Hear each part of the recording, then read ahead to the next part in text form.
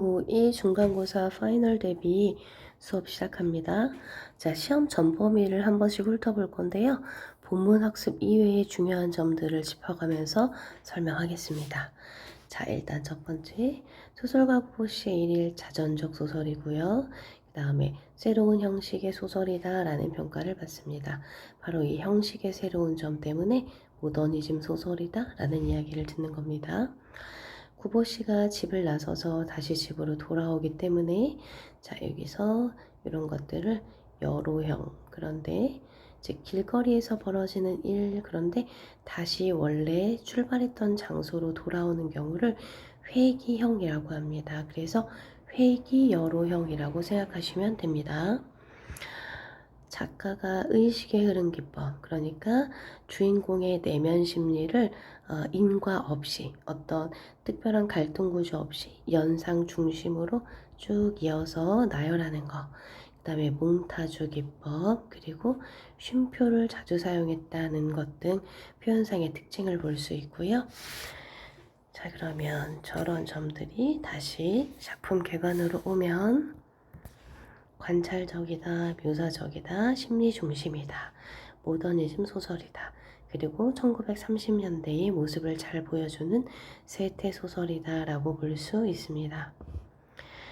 특별한 줄거리가 없어요. 의식의 흐름에 따라 서술되는 게 특징이고요. 이게 일반적인 소설과 다른 점입니다. 하루 여정, 하루 동안 있었던 일을 여로형으로 구성했고요. 당시 서울의 모습이나 세태를 매우 구체적이고 사실적으로 서술하고 있습니다. 자, 형식상의 새로운 점 첫 번째, 소제목이 새로운 형식. 이런 소제목이 소설의 첫 어절입니다. 그래서 구보는 갑자기 이렇게 이어지는 거. 이거 역시 모더니즘 소설의 특징이고요. 이렇게 시력을 소설 한가운데에 이렇게 넣는 거, 이런 것들도 전에는 없었던 새로운 방식이 됩니다.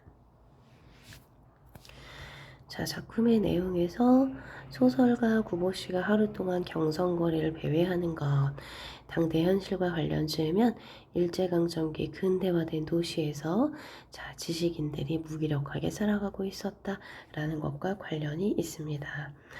일단은 아무 목적 없이 거리에 나섰다가 갑자기 자기 시력에 대한 생각에서 진료를 받았던 일에서 상회에 들어가서 승강기를 기다리는 젊은 내외 가족을 관찰하는, 그러니까 인과성 없이 그냥 보이는 대상에 따라 의식이 흘러가는 대로 썼던 의식의 흐름 기법, 뚜렷한 사건이나 인과관계가 없다라는 말이 중요합니다.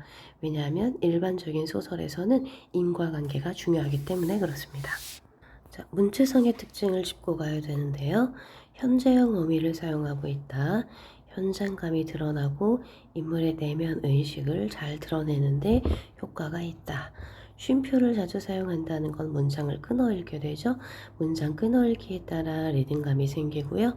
인물의 심리를 섬세하게 드러낸다. 섬세하게 라는 것은 쉼표를 통해서 문장의 길이가 좀 길어지면서 자세한 설명이 덧붙어진다라고 이해하시면 됩니다. 그 다음에 문장이 이렇게 만연체 길어진다라는 것은 정돈되지 않은 생각의 전개 과정을 그대로 보여주는 효과가 있다라고 생각하시면 됩니다. 자, 구보씨의 성격은요, 우유부단하고 소심하고 지나치게 사색적이다라는 것은 지나치게 자신의 생각 중심으로, 그러니까 실천적이거나 또는 행동으로 옮기는 스타일이 아니고 무의미한 또는 실용적이지 못한 생각 위주의 인물이다라고 생각하시면 되고요. 서술상의 특징 중요합니다. 구보에 초점을 맞춰서 서술하고 있다. 자, 이 소설은 전지적 작가 시점입니다. 구보라고 해서 나오기 때문에 나라는 말이 없어요. 하지만 1인칭 시점과 매우 유사한 효과를 주면서 구보의 내면 심리를 잘 알 수 있도록 초점화되어 있다는 게 특징입니다. 그래서 이것을 특정 인물의 시각에서 라고 표현할 수도 있고요. 또는 구보라고 하는 초점 화자가 등장한다라고 얘기할 수도 있습니다. 자, 한 번 더 형식상의 특징과 주제의 관계가 나오는데요. 여정에 따른 또 의식의 흐름에 따른 또 잦은 쉼표를 사용해서 문장이 길어지는 것, 무기력한 지식인들의 고독함과 쓸쓸한 내면 풍경을 담는데 굉장히 잘 어울리는 형식이다 라고 이해하시면 됩니다. 자, 학습 활동인데요. 1번 자, 지켜봤던 거 읽으면서 그 다음에 2번 한번 읽어보시고요. 3번에 결국 구보가 궁극적으로 소망하는 게 무엇이냐 라고 한다면 자신의 고독을 확인하고 끊임없이 행복을 생각하는 것으로 보아서 고독에서 벗어나 진정한 행복을 찾고 싶어 한다라는 것을 알 수 있습니다.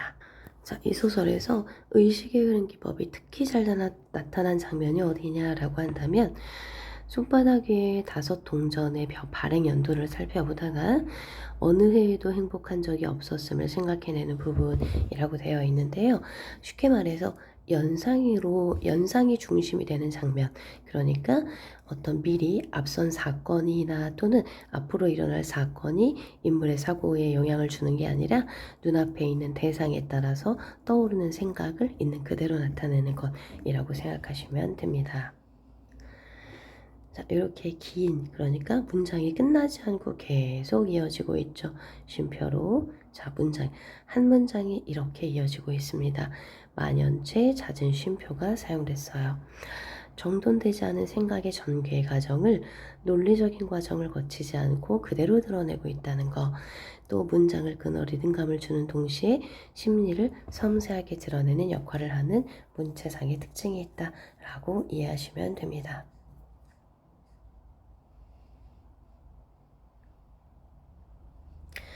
자, 이상의 날개와 공통점은요, 의식의 흐름 기법에 따라서 전개되는 소설이라는 점에 공통점이 있습니다. 차이점이 있다면 날개 같은 경우는 1인칭 주인공 시점이기 때문에 독백체에 의한 직접적 서술이 등장한다는 점이 차이점이 있습니다.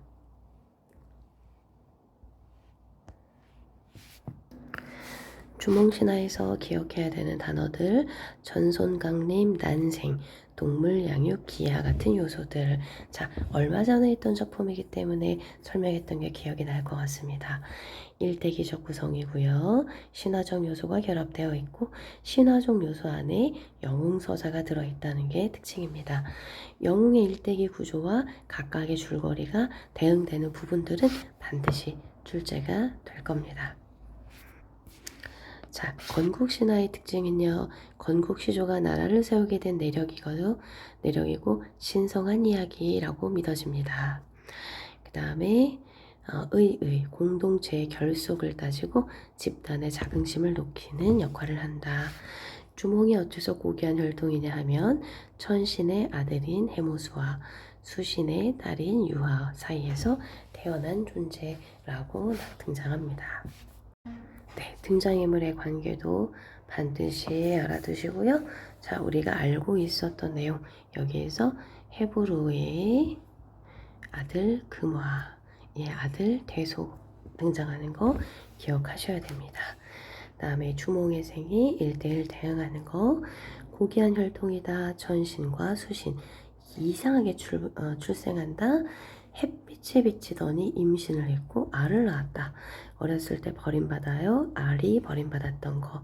탁월한 능력, 화를 잘 쏘는 능력. 시련과 위기, 아들로부터 위험을 받는 것. 조력자, 물고기와 자라, 조력자, 위대한 업적, 고구려를 건국했다. 자, 형성된 시기의 생활상, 자, 어업과 수렵과 농경. 자, 어업은요, 어사인 강력부추의 말을 통해서 어량과 그물을 사용했다. 수렵 같은 경우 사냥하는 장면에서, 농경 같은 경우 보리씨앗을 보내주는 장면에서, 자, 각각의 어떤 생활 양식을 지니고 있었다. 주인공의 신의함이 강조되는 부분은 태어난 지 한 달도 못 돼서 말을 하고 활을 쏘아 명중시켰다는 거. 그다음에 활로 잡아서 보리씨앗을 꺼내고 물을 뿜어 살아나게 한다는 점. 이런 것들은 굉장히 신의함이 들어가 있는 요소다.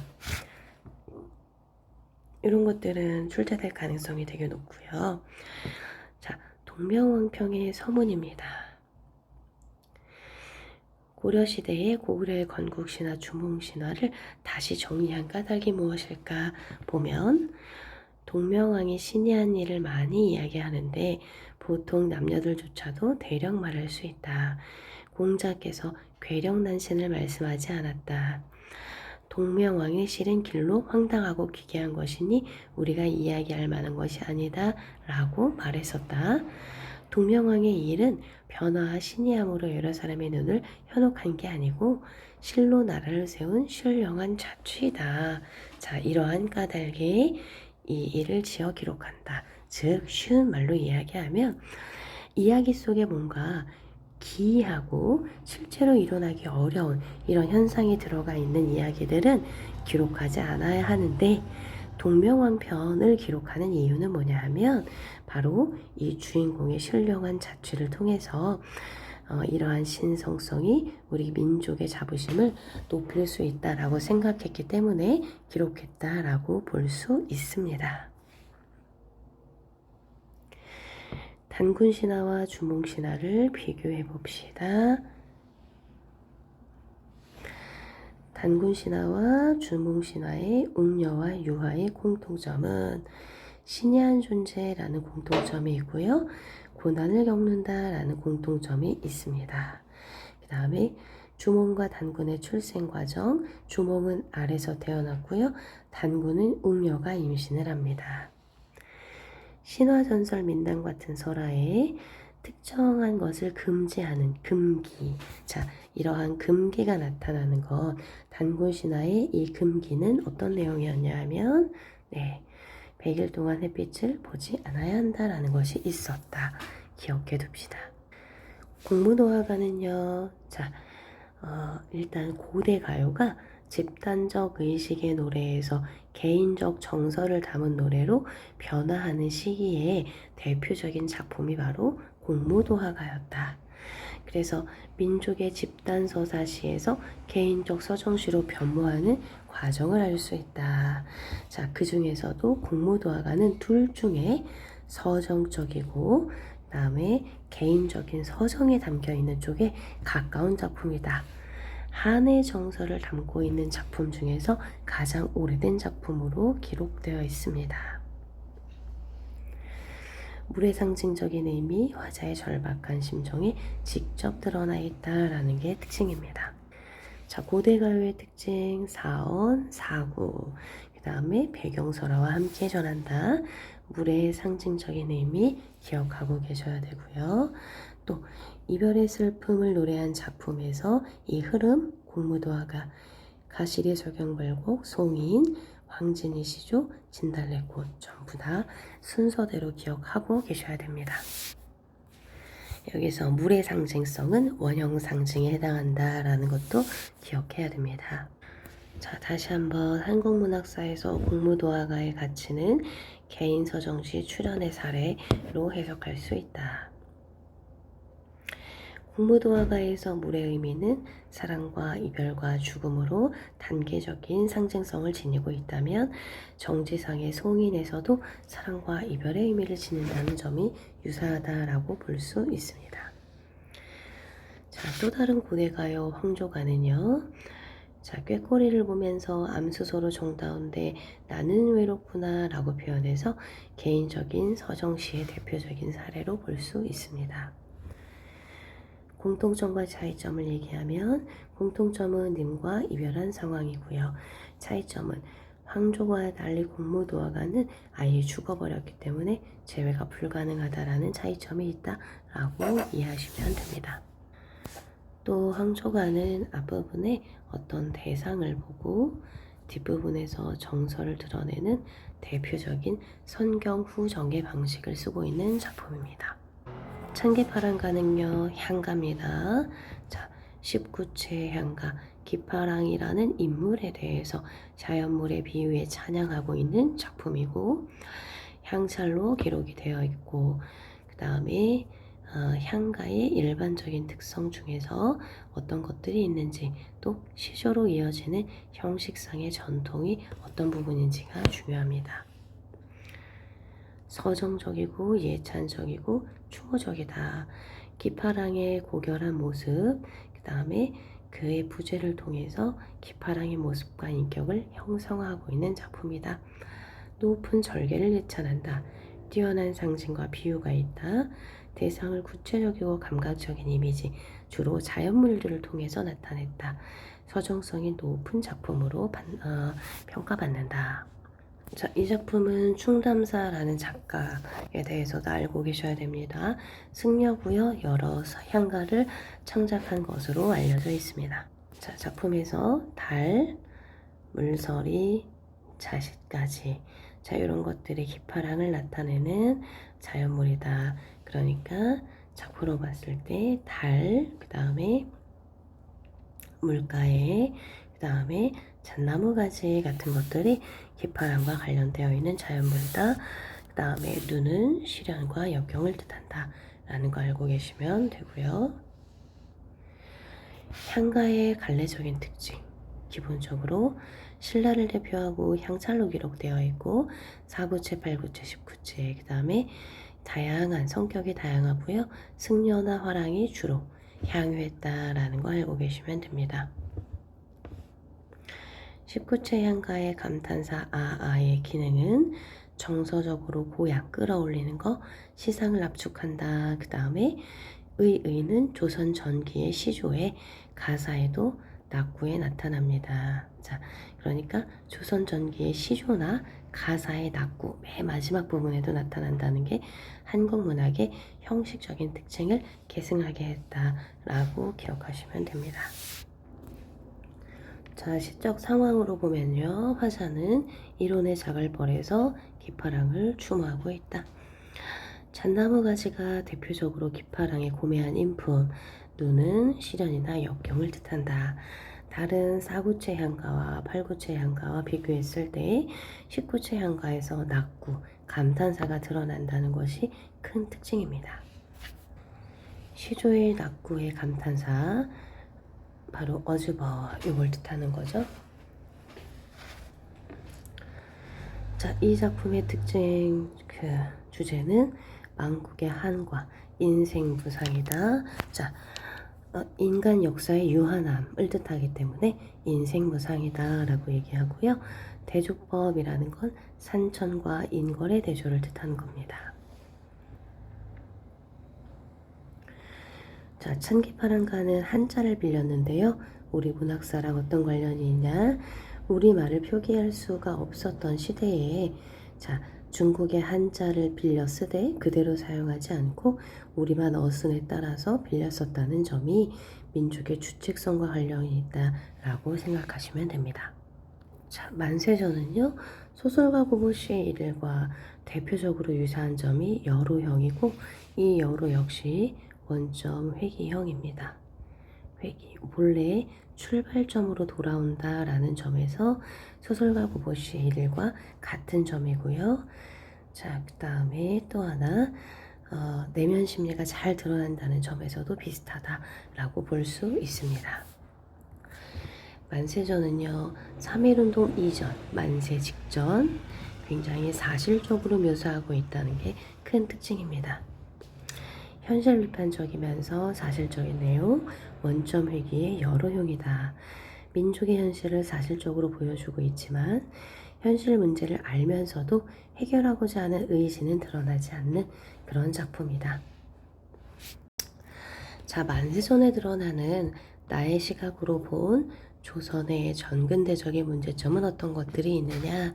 자, 형이 아들을 얻기 위해 새 아내를 맞이하는 것, 그 다음에 기차 안에서 만난 조선인 갓장수가 공동묘지를 이해하지 못하는 것, 그 다음에 가슴에 종기가 생긴 아내가 죽어가는데도 양해를 찾지 않았다는 것 등, 이게 바로 근대화되지 못한 조선의 문제점이라고 생각을 합니다. 작품 결말에서 결국 나는 아내의 초상을 치르고 다시 동경으로 돌아간다는 점에서 무책임하고 소극적인 한계를 보여주기도 하지만 현실을 더욱 사실적이고 객관적으로 드러낸다라고 볼 수 있습니다. 자, 작품에 나타난 일본인들의 대화를 통해서 일본인들이 조선인을 어떻게 생각했나 굉장히 야만적인 존재, 온순해서 꼼짝하지 못한다고 생각했고 돈을 벌 수 있는 수단으로 여겼다라는 걸 알 수 있습니다. 조선의 현실에 대한 나의 인식의 변화는요, 일본인들의 대화를 듣고 나서 굉장히 적개심과 분노를 갖게 되었다. 그 다음에 조선인들의 고통받는 현실을 인식하게 되었다라는 걸 알 수 있습니다. 자, 이 부분은요, 학교에서 수업을 했는지 모르겠는데, 비슷한 시대의 이광수의 무정이라는 소설과 비교했을 때, 자, 일단은 요 문제의 정답만 기억해 둡시다. 태도를 비교해보면 만세전은 부정적인 현실에 대한 문제의식을 알고 있지만 의지를 보이지 않고, 형식은 부정적 현실을 극복하기 위해서 실천하려는 태도, 그래서 대조적인 태도를 나타낸다라고 볼 수 있습니다. 하지만 현실 인식의 한계 또한 나타나는데요. 만세전의 나 같은 경우는 절망적 인식과 경멸적 태도만 있을 뿐 실천적인 행동은 제시하지 못한다는 점입니다. 무정의 형식 같은 경우는요, 조선의 현실을 극복하겠다는 의지를 드러내고 있지만 궁극적인 해결책이 조선의 독립이라는 인식에 다다르지 못하고 계몽적인 시선에만 머물러 있다. 즉, 조선인이 근대화되어야 한다라는 생각을 할 뿐 독립으로까지 나아가지는 못합니다. 자, 교과서 내용 여기까지 업로드하고요. 그 다음에 수능 특강 준비하겠습니다.